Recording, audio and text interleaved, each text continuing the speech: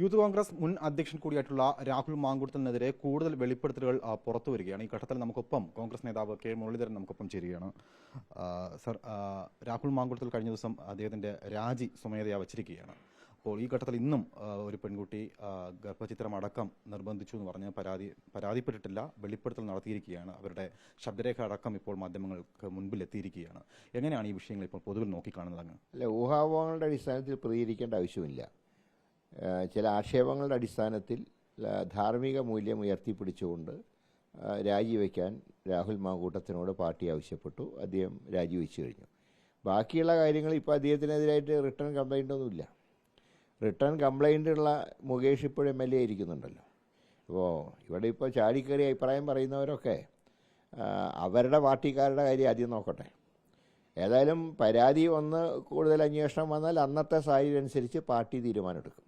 ഇപ്പോഴത്തെ നിലയ്ക്ക് ധാർമ്മികമായിട്ടുള്ള ഒരു ഉത്തരവാദിത്തം ഉള്ളതുകൊണ്ട് മാങ്കൂട്ടത്തിനോട് രാജിവെക്കാൻ പറഞ്ഞു. അദ്ദേഹം രാജിവെച്ചു. അതിനപ്പുറം കൂടുതലൊന്നും ഇപ്പോൾ ആലോചിച്ചിട്ടില്ല. അദ്ദേഹത്തിന് ഒരു ഇരട്ട പദവിയുണ്ട്. അദ്ദേഹം MLA സ്ഥാനത്ത് ഇരിക്കുകയാണ്. ഇപ്പോൾ പ്രതിപക്ഷവും BJP അടക്കം ഇപ്പോൾ ഭരണപക്ഷത്തുള്ളവരും അവർ പ്രത്യക്ഷമായിട്ട് രാജിവെക്കണമെന്ന ആവശ്യവുമായി മുന്നോട്ട് വന്നിരിക്കുകയാണ്. ആദ്യം മുകേഷിനെ രാജിവെപ്പിക്കട്ടെ. മുകേഷ് രാജിവെച്ചാൽ, കാരണം മുകേഷിനെതിരായിട്ട് റിട്ടേൺ കംപ്ലൈൻ്റ് ഉണ്ട്. മാത്രമല്ല, കഴിഞ്ഞ ലോക്സഭാ ഇലക്ഷനിൽ മുകേഷിനെ സ്ഥാനാർത്ഥിയാക്കുമ്പോൾ പിണറായി വിജയൻ അറിയായിരുന്നില്ല അദ്ദേഹത്തിൻ്റെ പേരിൽ എന്തൊക്കെ ആക്ഷേപം ഉണ്ടായിരുന്നു. കാരണം ഹേമ കമ്മിറ്റി റിപ്പോർട്ട് വായിച്ചു നോക്കിയ ഒരാൾ പിണറായി വിജയനും AK ബാലനുമാണ്. രണ്ടുപേർക്കും അറിയായിരുന്നല്ലോ മുകേഷ് തെറ്റുകാരനാണെന്ന്. എന്നിട്ട് ലോക്സഭയിൽ നിർത്തിയല്ലോ. അപ്പോൾ ആ മുകേഷ് ഇപ്പോഴും MLA ഇരിക്കുകയാണ്. രാഹുലിനെതിരായിട്ട് ഇത് റിട്ടേൺ കംപ്ലൈൻറ്റ് വന്നിട്ടില്ല. റിട്ടേൺ കംപ്ലൈൻറ്റ് വന്ന് അതിനെക്കുറിച്ചിട്ടുള്ള നടപടികൾ വരുമ്പോൾ നമുക്ക് അന്ന് ആലോചിക്കാം. ഇന്നലെ ഷിൻഡോ സെബാസ്റ്റ്യൻ ഒരു പരാതി കൊച്ചി സെൻട്രൽ പോലീസിന്, എറണാകുളം സെൻട്രൽ പോലീസിന് നൽകിയിട്ടുണ്ട്. ഈ ഗർഭചിത്രം നിർബന്ധിച്ചു ചൂണ്ടിക്കാണിച്ചുകൊണ്ട്. ആ യുവതിയുടെ ശബ്ദരേഖ അങ്ങ് കേട്ട് കാണുമെന്ന് വിശ്വസിക്കുന്നു. അതൊക്കെ കോടതി തീരുമാനിക്കേണ്ട കാര്യങ്ങളാണ്. ഇപ്പോൾ ഒരു റിട്ടേൺ കംപ്ലൈൻ്റ് ആയിട്ടൊന്നും വന്നിട്ടില്ല. കോടതിയുടെ പേരിലുള്ള ഒരു വിഷയത്തിൽ കോടതി എന്താ അഭിപ്രായം പറയട്ടെ, അത് നമുക്ക് നോക്കാം.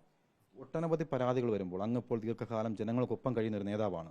എങ്ങനെയാണ് രാഹുൽ മാങ്കൂട്ടത്തിനെ പോലുള്ള ഒരാൾക്ക് ഈ ടെലഗ്രാം വഴിയൊക്കെ ഇത്തരത്തിലുള്ള സാങ്കേതിക വിദ്യകൾ ഉപയോഗിച്ചുകൊണ്ട് പെൺകുട്ടികളുമായി സംസാരിക്കാൻ കഴിയുന്നു? ഒരു ജനപ്രതിനിധിയാണ് അദ്ദേഹം, ഒരു യുവജന നേതാവാണ് അദ്ദേഹം.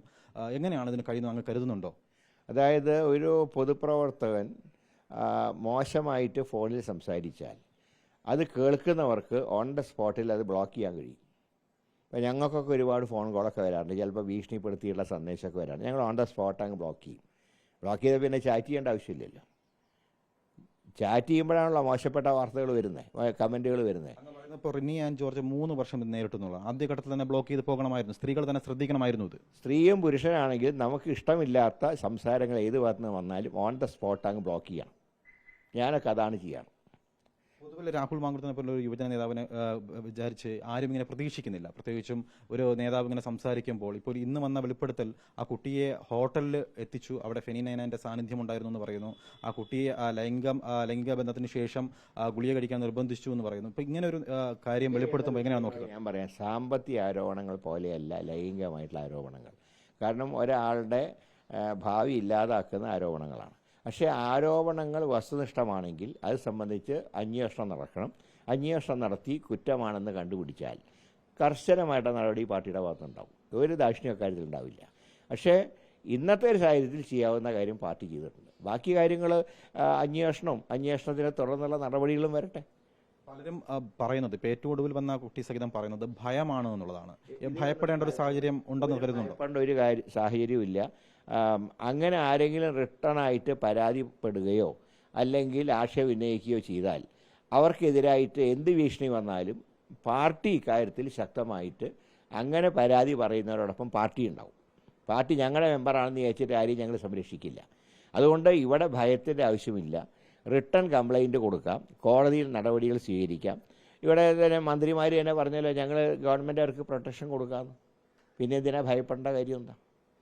ഇതിലൊക്കെ ചെയ്യേണ്ടത് ശക്തമായിട്ടുള്ള ഇങ്ങനെയുള്ള സംഭവങ്ങൾ ആവർത്തിക്കാതിരിക്കണമെങ്കിൽ കർശനമായിട്ടുള്ള നിയമ നടപടികൾ സ്വീകരിക്കണം.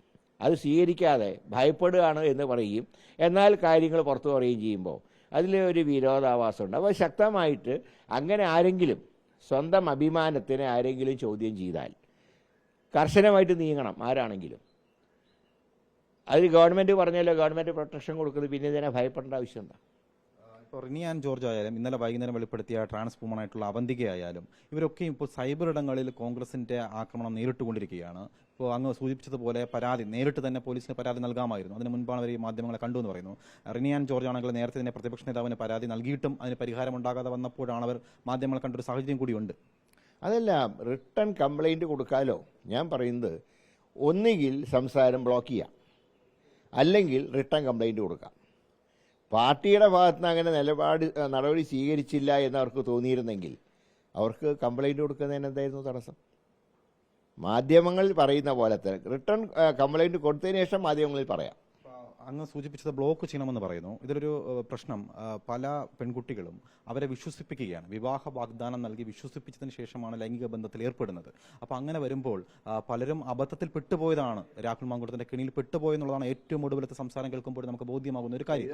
ഇതൊക്കെ തെളിയിക്കപ്പെടേണ്ട കാര്യങ്ങളാണ്, ഊഹാപോഹങ്ങളുടെ അടിസ്ഥാനത്തിൽ പറയേണ്ട കാര്യങ്ങളല്ല.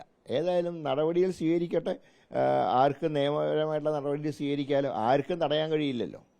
അങ്ങനെയാണ് നടപടി സ്വീകരിക്കട്ടെ. അതല്ലാതെ ഇതിനൊന്നും ഭയന്ന് മാറേണ്ട കാര്യമൊന്നുമില്ല. കാരണം പൊതുസമൂഹം ഇങ്ങനെയുള്ളവർക്ക് പ്രൊട്ടക്ഷൻ കൊടുക്കും. വളരെ വ്യക്തമാണ് കെ മുരളീധരൻ സൂചിപ്പിക്കുന്നത്.